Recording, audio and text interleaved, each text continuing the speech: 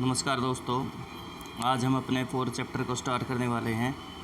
Air, जो हमारा atmosphere है, हम उसके बारे में बात करेंगे।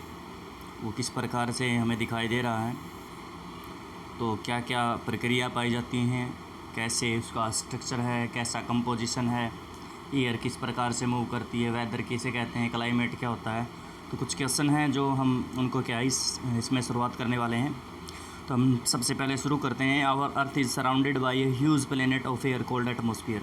हमने ये बात पीछे पहले चैप्टर में पढ़ी थी कि हमारा जो क्या है, अर्थ क्या है, चारों तरफ से क्या है कि हवा की चादर से क्या है, ढका हुआ है। ठीक है, और इसको क्या कहते हैं, एटमॉस्फेयर कहते हैं भाई। उसके बाद है all living beings in the earth depend on the atmosphere for their survival. यदि बात करें हम सारे के सारा जो जीवन जो हमें पृथ्वी के ऊपर दिखाई दे रहा है, ठीक है, वो क्या है, सारा का सारा एटमॉस्फेयर के ऊपर जीवित रहता है। क्योंकि क्या है कि एटमॉस्फेयर में हमने अभी बात की, एयर से ढका हुआ है, ठीक है, जिसको हम एटमॉस्फेयर कह रहे हैं। और इसमें क्या है, सभी जीवों को जीने के लिए क्या हमें सभी को पता भी, हमें क्या एयर की हमें आवश्यकता पड़ती है। It provides us the air we breathe and protect us from the harmful effect of the sun rays. उसके बाद क्या है कि भाई जिस प्रकार से हमने बात की, ये हमें सांस लेने में सबसे ज़्यादा महत्वपूर्ण योगदान देता है। इसके साथ साथ क्या है, हमें क्या करता है, जो सन की तरफ से जो हार्मफुल जो रेज आती हैं, उनको क्या है, ये जो लेयर होती हैं एटमॉस्फेयर की, जिसको स्ट्रक्चर कहा जाता है, जिसके बारे में हम आगे पढ़ने वाले हैं, तो वो क्या है, जिस प्रकार से जैसे आपने सुना होगा अल्ट्रावायलेट रेज के बारे में सुना होगा, वो आती हैं, तो उनको आने से क्या है, यहाँ से रोकता भी। Without this blanket of protection we would be baked alive by the heat of the sun during day and get frozen during nights. और यदि देखो, ये जो प्रोटेक्शन थी एयर की, ये जो चारों तरफ दिखाई दे रहा है एटमॉस्फेयर, अगर ये ना होता ना हमारे तरफ, तो हम क्या करते हैं, जिसमें क्या कि एक समय ऐसा होता कि भी दिन के समय में जैसे सन आ रहा था, तो सारा दिन क्या हमें गर्मी प्राप्त होती, तो सन की सीधी रेज आती, जिसकी वजह से क्या होता, हम जल के ख़त्म हो जाते, तो जीवन संभव ही नहीं हो सकता। और जैसे क्या सन क्या, जैसे कि सन पृथ्वी घूमती घूमती क्या सन के दूसरी डायरेक्शन में चली जाती है, यानी कि हम कह सकते हैं, आप समझ सकते हैं, जैसे रात हो जाती, तो रात होते ही क्या खुद आप क्या होता है, सीधे तौर पर क्या हम सारे का सारा जो एनर्जी आई थी वो सारी वापस चली जाती। उसके बाद टेम्परेचर क्या था, वो फिर क्या है, काफ़ी नीचे की तरफ गिर जाता, और हम जो है जम कर क्या ख़त्म हो जाते। So it is this mass of air that has made the temperature on Earth लाइवेबल।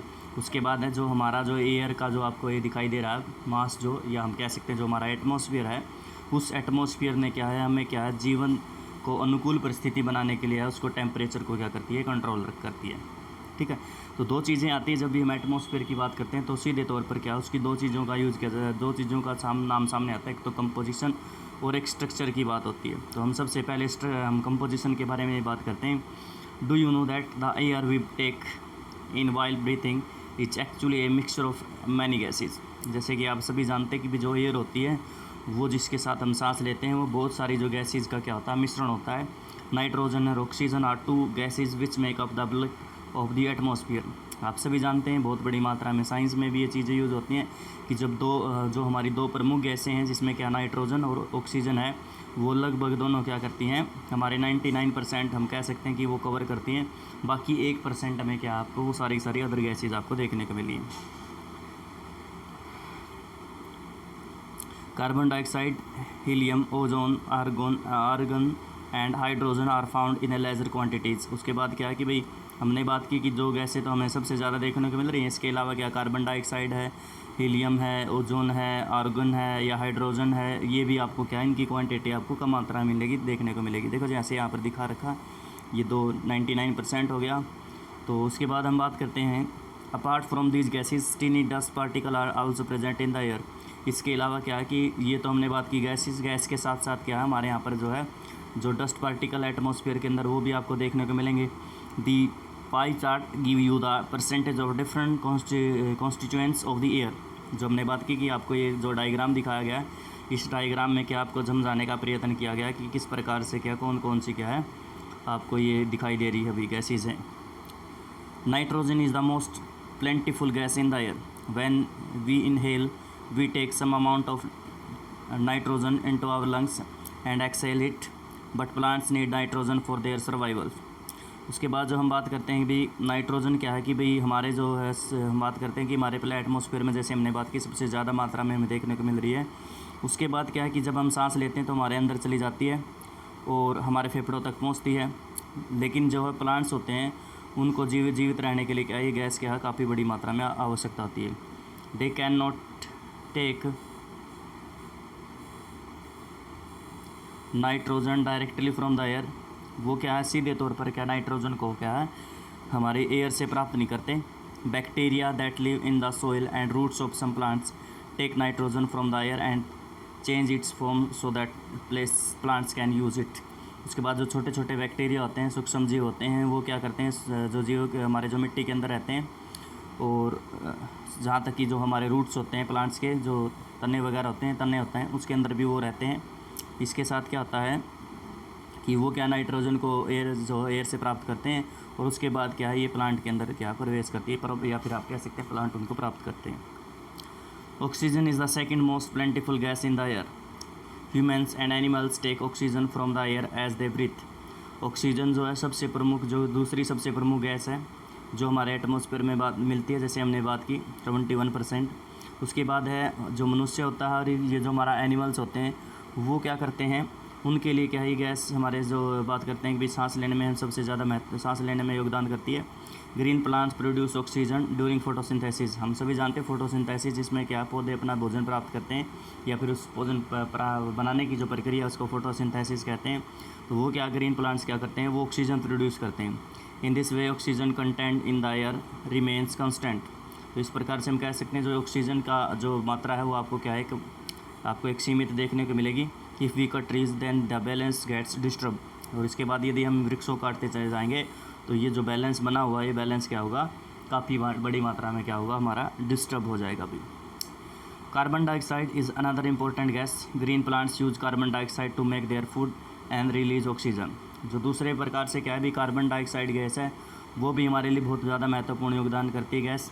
जो ग्रीन प्लांट होते हैं कार्बन डाइऑक्साइड को क्या है अपने जो फूड बनाते हैं वो क्या करते हैं प्राप्त कर लेते हैं और क्या है ऑक्सीजन को क्या कर देते हैं रिलीज़ करते हैं।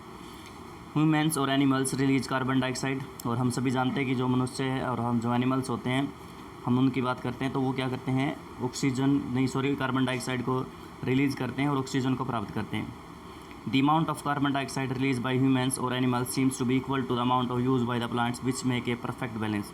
और हम ये भी बात है कि भाई जहाँ पर कार्बन डाइऑक्साइड की बात है या फिर हम बात कर रहे हैं हमारी दूसरे तरफ क्या है ऑक्सीजन की गैस की बात करें तो इनका जो अमाउंट होता है ना वो इक्वल आपको देखने को मिलेगा। और एक बहुत ज़्यादा क्या है कि भाई इनके बीच में एक परफेक्ट बैलेंस बनता हुआ देखने को मिलेगा।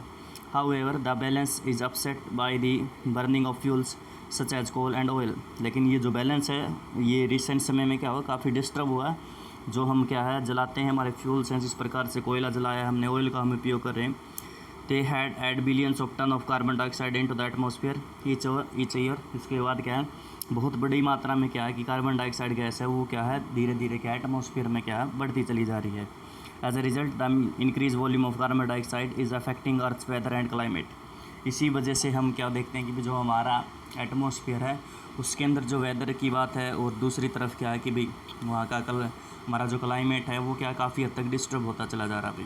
देखो एक सिंपल सी बात है कि जैसे हमने बात की ना ऊपर की और ये बैलेंस की बात की, यहाँ पर बैलेंस की बात की। देखो यहाँ पर एक से साइकिल होते हैं, जैसे कार्बन साइकिल होता है, ऑक्सीजन साइकिल होता है, हाइड्रोजन साइकिल होता है। तो गैसेज के साइकिल होते हैं जिसमें क्या वो कहाँ से प्रोड्यूस हुई सबसे पहले, उसके बाद वो बाद में कहाँ पर किसने प्राप्त की। जैसे ऊपर की तरफ हमने बात की थी कि नाइट्रोजन वो डायरेक्टली ले रहे, उसके बाद बैक्टीरिया प्राप्त करते, बैक्टीरिया से क्या रूट्स में जाते। तो इस प्रकार से वो क्या है सारी की सारी जो गैसेज होती हैं अपना सबका क्या है अपना सबका एक साइकिल होता है। लेकिन रिसेंट में हमें क्या देखने को मिल रहा है कि जो ह्यूमन एक्टिविटीज़ ज़्यादा होने की वजह से क्या हमें बहुत बड़ी मात्रा में मिलने को है कि भाई जो गैसेज थी इन गैसेज के अंदर क्या है कि भाई बहुत बड़ी मात्रा में इम्बैलेंसेज हमारे सामने आ रहे। तो हम जो बात करेंगे सबसे पहले जैसे कार्बन डाइऑक्साइड की बात आती है, हम जैसे कि बात करेंगे हम पीछे की तरफ चले जाएंगे, जैसे ग्रीन हाउस इफ़ेक्ट की बात करते हैं। तो जैसे ग्रीन हाउसेज गैसेज होती हैं जैसे CFC है, क्लोरोफ्लोरोकार्बन है, कार्बन डाइऑक्साइड है, मीथेन SH4 है। तो ये गैसेज जो है क्या लगातार क्या लंबे समय तक क्या करती चली जा रही है। मनुष्य का जो है सबसे ज़्यादा बड़ी मात्रा में क्या टेक्नोलॉजी विकसित करने की वजह से क्या है ये चीज़ें यूज होने की वजह से क्या है काफ़ी बड़ी मात्रा में रिलीज़ हुई हैं ये। और जिसकी वजह से क्या है ये जो साइकिल मैंने ऊपर की तरफ बताया ना तो ये साइकिल क्या होते चले जा रहे हैं डिस्टर्ब होते चले जा रहे हैं। तो ये साइकिल अगर डिस्टर्ब होते चले गए तो मनुष्य को क्या बहुत बड़ी मात्रा में हमें क्या करना पड़ेगा समस्याओं का सामना करना पड़ेगा। जैसे हम बात करते हैं कि ग्लेशियर पिघल रहे हैं, ग्लोबल वार्मिंग और ये ओजोन लेयर का फटना है या उसके अंदर छिद्र होता चला जा रहा है। तो कुछ इसी प्रकार के जो है पूरे के पूरे इंटरनेट आप कह सकते हैं कि भाई ग्लोबल सतह पर क्या है, एनवायरनमेंट का क्या पोल्यूशन होता चला जा रहा है और ये खतरा हमारे क्या है, हमें बहुत बड़ी मात्रा में देखने को मिल रहा है भाई।